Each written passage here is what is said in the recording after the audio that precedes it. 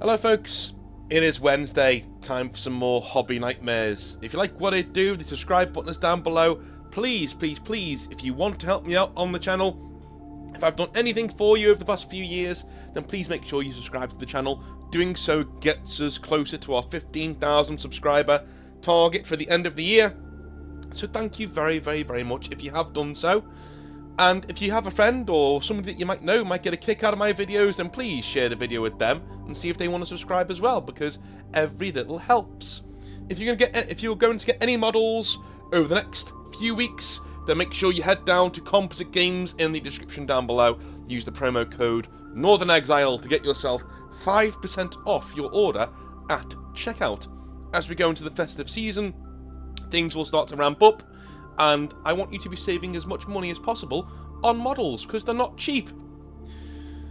So, let's jump into our wonderful hobby nightmares for Wednesday. JV says, "Hi North, love your YouTube channel and listen to it whilst painting models. Apologies for my tongue-in-cheek writing style." No problem, man, but please, if you are writing into the channel, if you are doing a tongue-in-cheek style thing, that's fine. Just make sure that it's, readable, because a lot of that stuff, people seem to think that they're good at writing that way. They're not. I'm just going to come out and say it. Professional writers find it hard to write in a tongue-in-cheek style, let alone somebody who's writing in an email, so it makes it really hard to read. So, we'll see how this goes. I hope you're well. I recently had a game in early July where we combined a land battle with an air battle at the same time, an experimental game.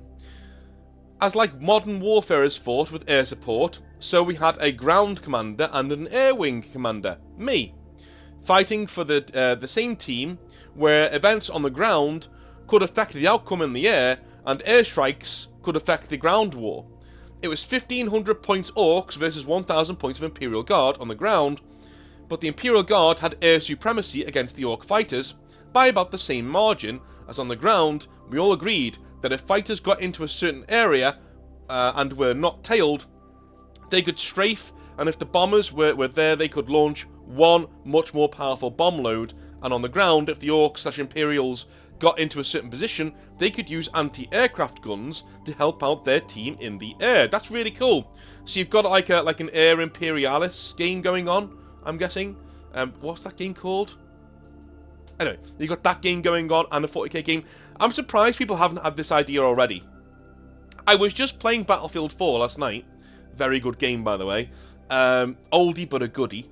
And yeah, I imagine that would be really cool to do in 40k. To have an actual land battle that is affected by this big air battle going on around it. That's a really good idea. We had 4 players, and 2 of which were neckbeards. One had a really bad case of bad breath that smelt like a turd covered in burnt hair. Oh god, Jesus Christ. Strangely, they were on the same team. We could have chosen to have equality in the air and on the ground, but the team Neckbeard chose more points on the ground, and my friend, Earthworm Jim, a skinny fellow with a massive head, he actually likes that nickname, is an experienced 40k player, whereas I am a reasonable to middling Aeronautica Imperialis flight commander. That's it, Aeronautica Imperialis. The game unfolded like expected, the Orks charging towards the defensive positions of the Imperial Guard like nutters, and the war in the air proceeded in the same way, but in the air I was having massive success. On turn 2, I downed 5 Dagger Jets for 2 hit, but functional Thunderbolt fighters. In the air, Neckbeard 2, smelly but more like stale laundry smell, was getting more and more upset, as he was getting a serious ass whooping, because he was confident he was much better at Aeronautica Imperialis than I was, as he had boasted winning many games and needed less points to win in the air, so they'd easily win on the ground. And to be fair, I was a 6 rolling beast that day, and the dice were with me. Normally, I roll a negative on a d6. By turn 4, only 1 fighter bomber was left on the Ork side. I had lost only 2 aircraft, with my bombers untouched, and this fighter bomber was routing and disengaging. Neckbeard 2 accused me of cheating somehow and wanted to examine my dice, the dice I was rolling, the bog standard ones that came with the game. Me being ex-military, I don't take that kind of shit from a neckbeard and straight up called him a sore loser and explained to him politely at first the true meaning of the hobby is not about winning or losing, it's about having a fun game. I have played Aeronautica Imperialis many times before and couldn't hit a barn door and got a total ass whooping, but I had fun. Okay, fair enough. Thing is, at this stage when somebody's already salty, you saying shit like that, you're just going to rub salt in the wounds even more and make them even worse. You know what I mean? I don't know how to handle this. I normally just call them salty and then just stop playing. Just go, yeah, okay, I'm done. I'm done. I'm going to extricate myself from this situation. Now to events on the ground. My friend was really under siege and having a really bad time. The anti-air had taken down one of my Marauder bombers, but I still had a really good amount to rain hell down on them greenskins, doing multiple strafing runs, and my last bomber killing an actual stomper. Suffice to say, what turned into an almost certain defeat on the ground became a win in very short order, as my 6 rolling skills were sharp all evening, as there was no air cover for the Orks. What turned from an almost certain defeat on the ground became a win, as the strafing was an absolute slaughter of his Orks in open ground by this time. Neckbeard 1 with the smelly breath was getting so upset, as he said it wasn't fair, a fair game anymore, and we somehow cheated. I tried to explain to this brain donor how modern warfare works, and air support, if you have it, can be massively powerful against somebody who doesn't. As he lost the air war, suffice to say he started packing up his models in a childish huff. I explained to him we all agreed to the rules where we could have been... there hasn't been a fucking full stop in this for the past 10 lines, so I'm going to have to just take a little breath here. Okay. He started packing up his models in a childish huff. I tried to explain to him that we all agreed to the rules where we could have been equal everywhere, but you chose to be more powerful on the ground at the cost of aircraft in the air. Confident that Neckbeard 2 could defeat me quite easily, but somehow he accused me of cheating. To which I said to the guy, how? How did I cheat? I rolled dice, and on this week I used up my annual collection of 6s somehow. I am normally notoriously bad with dice rolling, as I've explained. I tried explaining the hobby is about not winning or losing, it's about having fun once again, and I decided to go one further and say that people like him and Neckbeard 2 ruin the hobby for many people, especially noobs, who I've seen these guys get to the table and slaughter them by knowing every loophole or rule obscurity, but Earthworm Jim also knows every rule off by heart. He loves to study games and theory. That's his thing. He plays to enjoy, but he will give his best efforts to win. I even offered to buy these guys a beer at the bar, but they refused to even shake hands when we offered it to say enjoyable game, and I was quite polite to them, saying they need to learn an important lesson in sportsmanship, but these people boil my piss. If you cannot take losing once in a while, don't play, as they basically told me to fuck off whilst they skulked off, to which Earthworm Jim was very quiet and a polite gent and said, "There is no need for that, is there?" To which they threatened him to almost fisticuffs in the car park, to which I laughed as one of them was breathing, just moving from his seat to the bar, and the other one had the physique of a 1980s darts player. I'm talking about fine athletes here, of course. I went up to them and said, "If you two clowns get upset at losing a game, how the fuck do you function in life?" And then they had the gall to say, "I had better watch my back." To which I laughed and walked away from them, saying to Jim, "Fuck it, our evening has been ruined, let's grab a beer." So while we're having a drink, these two clowns were going back to their car parked next to Jim's, to which one of them, not sure who, spat a huge gob of something on Jim's driver's door.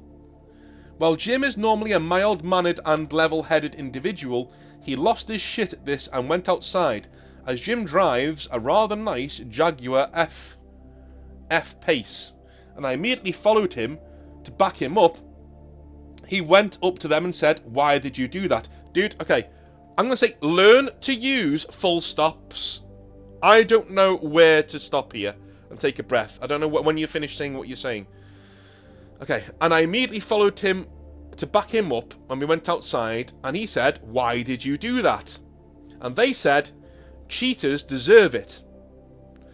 Now, call me a bluff old traditionalist, but you never fuck around with a man's automobile. Let's just say it was over in seconds, as one of them moved closer to Jim in a threatening manner. Jim, quick as a war dancer on cocaine and ecstasy, put them both on their arses, as he felt threatened by imminent violence. It was then that I found out that Jim was also a second dan in karate. Suffice to say, their models were knocked off the boot of his car and scattered all over the car park.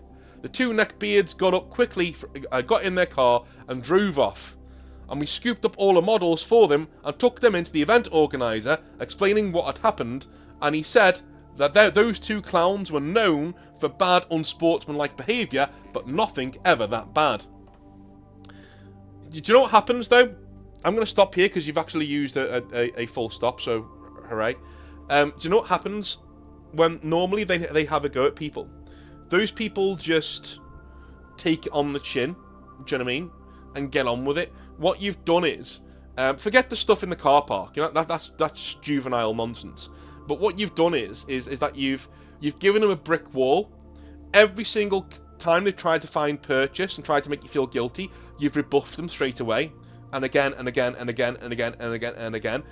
You've pushed them to the fact that they've got to choose, well, not they've got to choose violence, but like, you push them to the fact that they've left with no other option. It's shit or get off the pot, do you know what I mean? And they did. So there you go. And their behaviour was abhorrent and not good at all. What a pair of assholes. And yeah, what more can you say? We explained what had happened, and as Earthworm Jim was a long-time member of the Games Club, I was a newish member at that time. The event organiser held on to his models and posted to their Facebook accounts to collect the models from the club, and some of them were really well painted to this day. And they've not collected them, and not been seen since this event organiser said they're not collected by Christmas. He'll give them away to one of the kids that play at the Saturday morning club he also organises at another venue. Thought I would share this hobby nightmare with you, as people seem to make as people like this seem to make my shit itch and ruin the hobby. All the best, North, Big JV. Cheers, man. Yeah, next time, full stops, please. I honestly, it's really hard to read.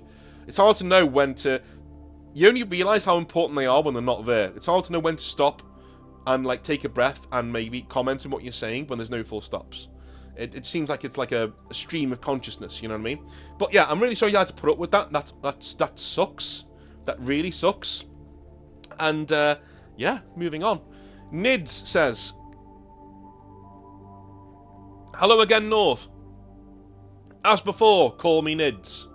And I have a nightmare to share with you. This is the nightmare of 24 hours of gaming. That sounds like hell to me. That sounds like hell. There are people out there who can play 40k nearly constantly. Almost constantly.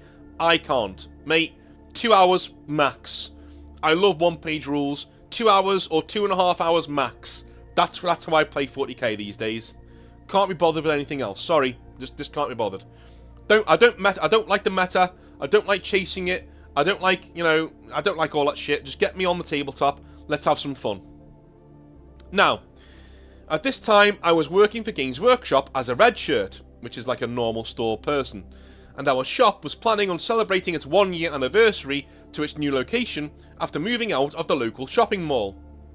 This celebration was planned on running the shop open for 24 hours, 6 PM Friday to 6 PM Saturday, where customers would participate in a series of gaming events, hobby activities, mega battles, and all sorts of fun. To sum up, it was a roaring success. Sales and attendees were at an all-time high.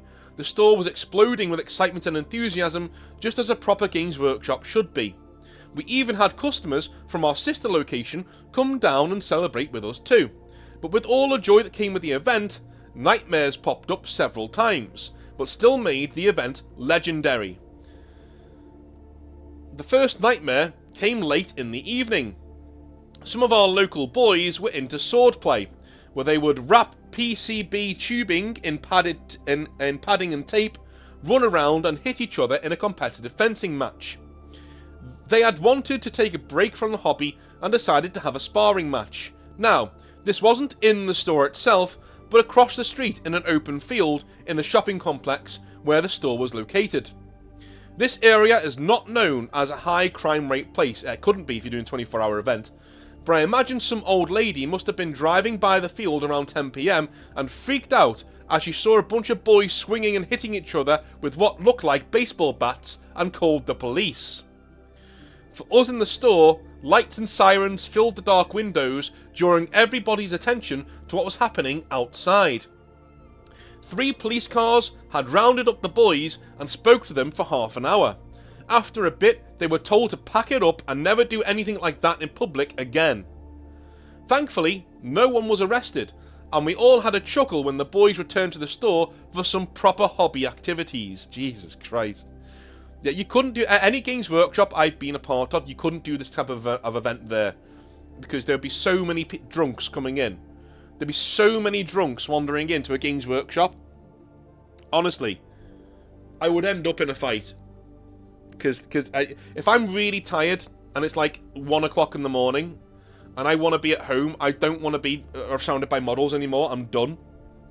And then some drunk asshole comes in and starts making fun of the nerds in there, because they would. You know, they would. I would just lose my shit. I couldn't do this kind of event. I would end up shoving Abaddon the Despoiler right up that guy's ass. If I was really, really tired. I just, yeah. Anyway. The night continued with ever-growing fun with a story-driven mega battle. 8 to 10 player 40k game, where players shouted for the Emperor, believing it would give them successful dice rolls, while many others simply shouted a loud "wah" in response. 2 other hobbyists from the painting table often shouted a Leroy Jenkins type thing. My manager had noticed some of the shelves were starting to look bare, and asked me to fill up the stock from the back room. I'm just going to say, if this is the early hours of the morning, and I'm surrounded by obnoxious nerds shouting for the Emperor, warring at the top of their lungs, and then doing memes at the top of their lungs, I think I might just kill myself. Just saying. Like, I might just walk into traffic at that stage. As I love the hobby, you know, love you all, but my God, I can't put up with that hate behaviour on my good days. At 2 in the morning, dude, you have a lot of patience. As I began pulling stock from the back area, I heard a strange sound. It was as if everybody on the shop floor had moved all at once. With arms full of product, I stepped outside to see what had happened. My manager was covering his face, yet smiling at the same time. The room of 20 or so people now had either ran out of the building or were pinned up against the wall, except for one other staff member in the middle of the room. This was the first time I'd ever noticed it, but the amount of gamer funk we had in the room had gathered near the top of the ceiling as a thin green mist. What? Other people that still remained in the room had also covered their mouths and noses, and I wondered what was going on. I asked my manager what had happened when the other staff member slowly turned in my direction. As he turned, his face changed from a Happy Games Workshop staff member to that of a vile spawn of Nurgle himself. He smiled, reached both of his ears as he glared a grin at me with a sinister look in his eyes. Then it hit me. A wave of nausea foul smell hit my exposed nostrils, caused me to drop what I had in my arms and retreat into the back room, where I began to stuff paper towels under the door and turn on the fan. I cracked open a new codex just to have that clean book smell in my sinuses. Never had I seen a fart literally clear a room. I was glad that we already had the doors open and the smell was cleared out soon after. Yeah. I think I'm a bit of a miserable bastard. Do you know what I mean? Because stories like this make me seem like, why am I really this miserable and stupid? You know, am I being an arse? This sounds like the worst thing ever. This sounds like the worst thing ever. If you want my version of hell, this is it. This is it. All we need now is for a rampant SJW and for a, you know, a trench coat wearing edgelord fuckhead to come in, and the day would be complete. Like, my misery would be complete. Like, if you're a grown man and you fart and, you know, think it's funny to gross other people out with your farts, I don't agree. I don't agree. It's just something about it just rubs me up the wrong way. Just why? Why are you doing that? Why? When you're a kid, fair enough. You know what I mean? Whatever. When you're a grown man, mate, I don't know what it is about it. It just irks me. It just irks me. Like, what are you, 5? I just... Anything that affects my personal... I think that's what it is. Anything that affects my personal space really irks me. Really gets under my skin. Do you know what I mean? Anything that invades my space and infects me, I don't like it. Go fuck yourself, you know? Maybe I'm just miserable and old, I don't know. Now, the final nightmare that occurred didn't show itself until after the event, but did spawn from it. One day after the event, the store was open with slow activity, as it was to be expected, as it felt like a college after-party had just finished. My manager called in to apologise that he wouldn't be able to come in as his head hurt and he felt a little sick. I told him not to worry, as I was fine. It's Monday, people are tired, and I didn't expect to have a heavy day. I was right. Only a few people came in to pick up some models or hobby supplies and asked about the big event that they missed. Maybe 1 or 2 people from the event showed up, but they didn't look super excited now. I put it off as they were all still spent from the day before. After closing shop on a slow day, my manager called me to inform me some terrible news. Apparently, one of our recognised customers had come into the store during the 24-hour event with a combination of cold and pneumonia. He was there almost 75% of the night and had spread it to everybody there. Staff and customers alike were all sick for the following weeks. Even our sister store had caught it, as the participants that came down from the area brought the Gilbert, as we called it, and spread it to them too. Needless to say, it was awful being sick for a few days, but still one of the most memorable gaming events of my life. How about you, North? Have you ever had an event like this? I look forward to sending you more stories. Cheers for now, Nids. No, and I never would. Because I would end up murdering somebody. And, I love you all. Again, I've said it time and time again. Nerds are great. 40k players in general are great. But I can't be around you motherfuckers for 24 hours. Absolutely not. I'd end up dangling you out of the nearest window. Honestly, I'd be done. I could work in there for 12 hours, no problem. If you want me there from, like, you know, 9 till 9 or whatever, that's fine, but I'm not being there overnight. Fuck that shit. Absolutely not. Absolutely not. No, I would end up losing my shit. Honestly. You know, and for somebody to do that, that shows where certain heads in the hobby are, how fucking idiotically, you know, simple-brained some people in the hobby are. You've got a severe cold and pneumonia, and you go to a 24-hour event in an enclosed space. What the fuck is wrong with you? What the fuck is wrong with you? That entire story made me really frustrated. No. Shouty people at that time in the morning, being really obnoxious and loud, people farting and thinking that it's funny and clearing the place out, and then we got some guy with fucking pneumonia and a cold, a really bad cold or flu, whatever it is, comes in and spreads it to everybody because he has no conception of the consequences of his own actions, right? Dude, these are people who have not grown up. I don't mean to be that guy. I really don't. But, like, it just irks me. It just irks me. I have a load of fun in the hobby. I have a load of fun messing around in the hobby. I don't mind if you shout in the hobby. I don't mind if you do any of those things. But at that time in the morning, That is like a, mate, that is like a concoction of how to get North to blow his gasket. That's a good way of doing it, right? All of those things together. My God, no, man. No, not for me. Absolutely not. I would never run an event like that. No way. No way. I'm tired enough after a normal tournament.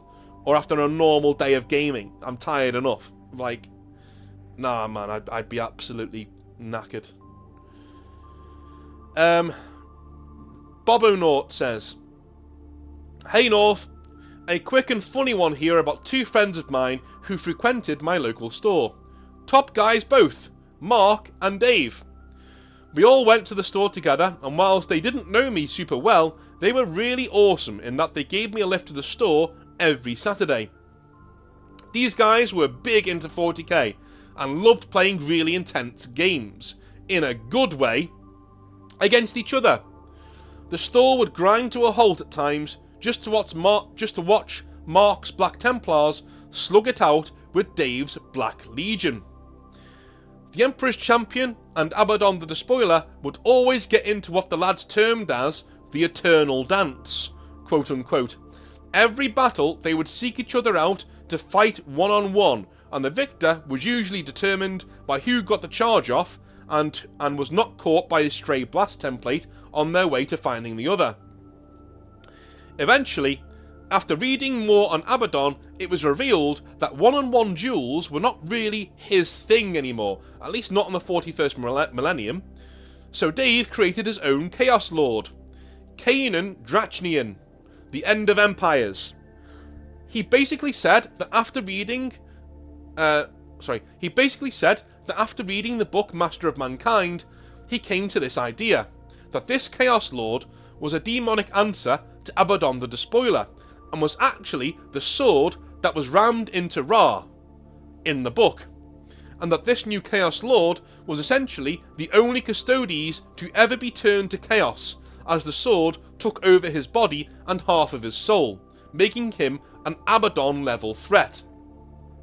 The sword that Abaddon had, so Dave told us in his lore, was a fragment of Drachnian that he was obsessed with reclaiming. That's cool, man. That's cool. That's cool lore right there. I like that.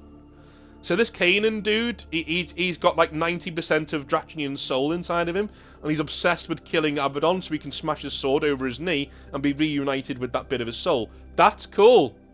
I like it. Anyway, this Chaos Lord was well balanced in the rules, but extremely powerful. We had to give the Emperor's Champion a buff or two just to make the duels with Kanan a sight to behold. The win rates in the battles were pretty even, and we all looked forward every couple of weeks to these dudes duking it out on the tabletop. So, one Saturday the store, which is near a roundabout, was just cooling down from its monthly event, and as a treat, Dave and Mark were taking to the table to fight on a new terrain piece that they had made, an amazing Sector Imperialis board. Awesome stuff. As the battle went on, Mark's Nana came in on her wheelchair to have a look around and seemed to be loving it. Both lads were in their early 30s and doing very well in life. They took a break to show Mark's Nan around and got back to the game that we were all watching. Then it happened. Deep into the game, we hear a loud grinding metal noise from outside. A car, yes, a car, slowly drives through the front window as if in slow motion of the store at about 5 miles an hour, as the driver has lost complete control of his evidently broken brakes. What stops the car, you say? Nana's wheelchair. No! No, don't tell me Nana dies. Don't tell me Nana... What stops the car, you ask? Nana's wheelchair. The car thuds lightly against her chair, slowly pushing her over before coming to a stop as Nana spills out onto the floor.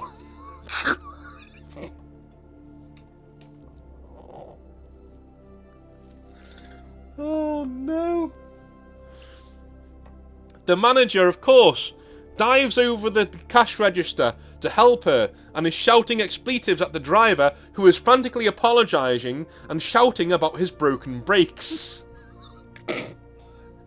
That's hilarious. I look over to Dave and Mark, thinking Mark is going to be horrified. Instead, in the heat of the battle, he looks over to his grandma, now who is getting help, looks back to Dave and says, how many saves do I have to make again? To which Dave says, 7, mate. To which Mark says, alrighty then, 2+ it is, as you had no AP, right? Nope, says Dave, and on they went. Oh my god. This guy's so fucking based. Like, it's just... how many saves do we need to make again? She's being sorted out, don't worry about it. She's got a new hip anyway, it's fine. Oh my god. Not a second fucking glance to his grandma until the saves were taken and the game could be safely halted. I see what he's doing there, because he might forget how many saves he's got to do, so he finishes the battle round, then goes back to his nan. I can see what he's doing, but still, man, my god, that's dedication. This is the most focused I've ever seen 2 players. And they were amazing players, to be fair. But I still chuckle to this day to Mark that he is so obsessed with being a Chaos Lord that he'd throw his own grandma under a bus for a win. He did, of course, rush to her aid that round when that round was done, and all was sorted out. She didn't even notice that he neglected her, and we've never told her. The store was fully paid out in insurance, and was only closed for a day or 2 to get the new window and desk put in. So all's well that ends well. Thanks for all you do, Bob O'Nort. My god, man, that is dedication. I love that. I love that. So how many saves have I got again? I love it, man. Absolutely brilliant.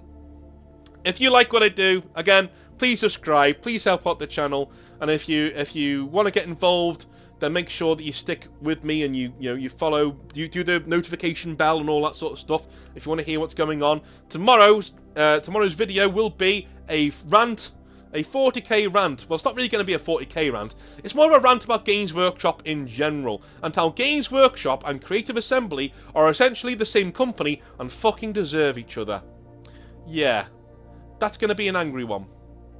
See you tomorrow. Have a good one. Bye now.